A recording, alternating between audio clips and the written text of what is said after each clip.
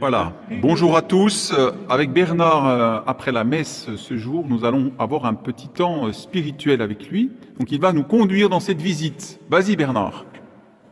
Eh ben, on profite du soleil pour admirer les vitraux. Alors pendant qu'on est dans le transept, l'aile nord du transept représente différentes scènes de la vie de Marie. Non, de la vie de Jésus, donc sa naissance à Bethléem, le sigle IHS, sa mort, l'alpha et l'oméga avec le pivot, et puis la ressuscité présent dans l'Eucharistie. Et puis donc Jésus, avec ses événements de sa vie, étant vis-à-vis de ceux de Marie en face. Ok, tu peux continuer Bernard. Voilà, donc de la naissance à la mort et à la présence du ressuscité dans l'Eucharistie. Est-ce qu'on prend Marie en face puisqu'elle est en vis-à-vis?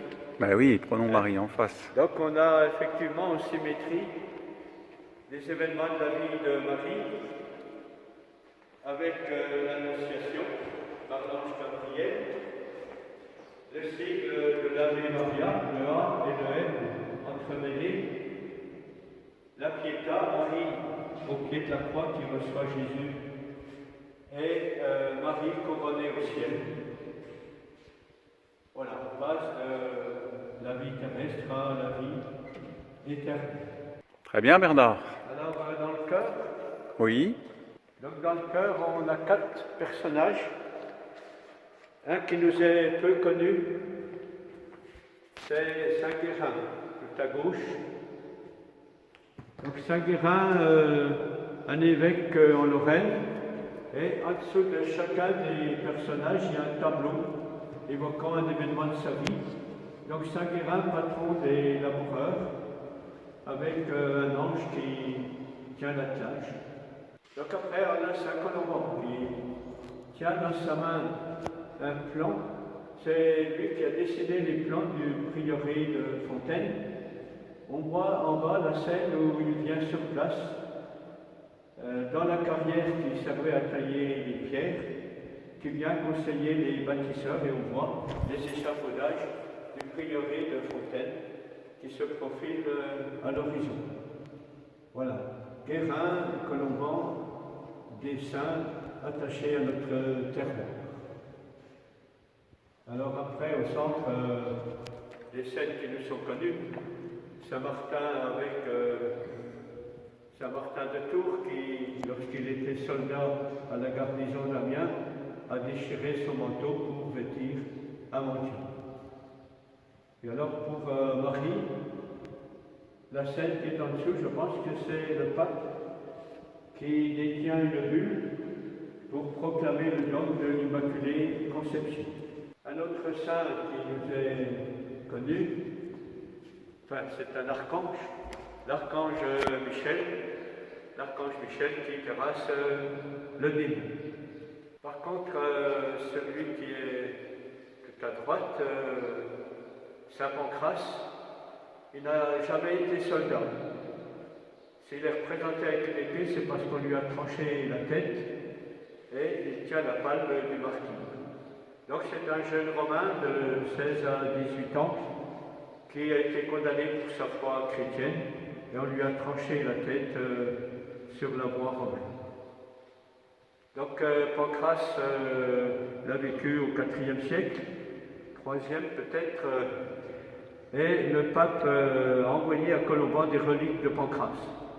Et quand Colomban a opéré quelques miracles, il les attribuait à Saint Pancrace par esprit d'humilité. Donc Saint Pancrace avait été retrouvé dans les ruines de l'église du prieuré quand elle a été démolie à la Révolution. Et sa statue a été promenée pour stopper l'épidémie du choléra au XIXe. Et donc il a la chapelle Saint Pancrace à la sortie de Fontaine. Et on a les villages de Magny-Roncourt et Betoncourt, Saint Pancrace. Voilà. C'est déjà pas mal. C'est déjà pas mal. On s'arrête là pour aujourd'hui ou tu veux? C'est bien? Voilà, à part François de Sales et... Bon, on va aller les voir, allez. Oui, continue. je pense que là, Donc toujours dans le chœur, il y a Quand même. 4 vitraux et 8 personnages Ouais. qui sont peints sur les vitraux. Donc des personnages de notre diocèse. Ah ben, on commence par Vincent de Paul et Jeanne d'Arc. Voilà. Voilà, des saints français, des saints franc-comtois, Ferriol et Ferjeux. Dont on est fier. Voilà. Comme c'est marqué dessus, c'est facile. Voilà, les deux premiers martyrs franc-comtois, Saint Paul et Saint Pierre, les deux piliers de l'Église. Et puis pour l'évangélisation en France, Sainte Clotilde et Saint Louis. Clotilde qui a amené Clovis au baptême et Saint Louis, un des rois français qu'on a canonisé. Alors dans la nef, ce qui est intéressant dans la nef, c'est de regarder aussi les vitraux qui se font face à face. Alors d'un côté on a nos deux François, François d'Assise et François de Sales. Voilà le pauvre d'Assise et François de Sales qui a été un homme sage dans la région lyonnaise et qui a essayé de défendre la doctrine face aux Vaudois. Et alors en face d'eux, on a leur partenaire féminin. Donc en face de François d'Assise, Claire d'Assise, fondatrice donc des Clarisses. Ah, elle est là, Claire. Là, à Et gauche. puis Jeanne de Chantal, fondatrice des Visitandines.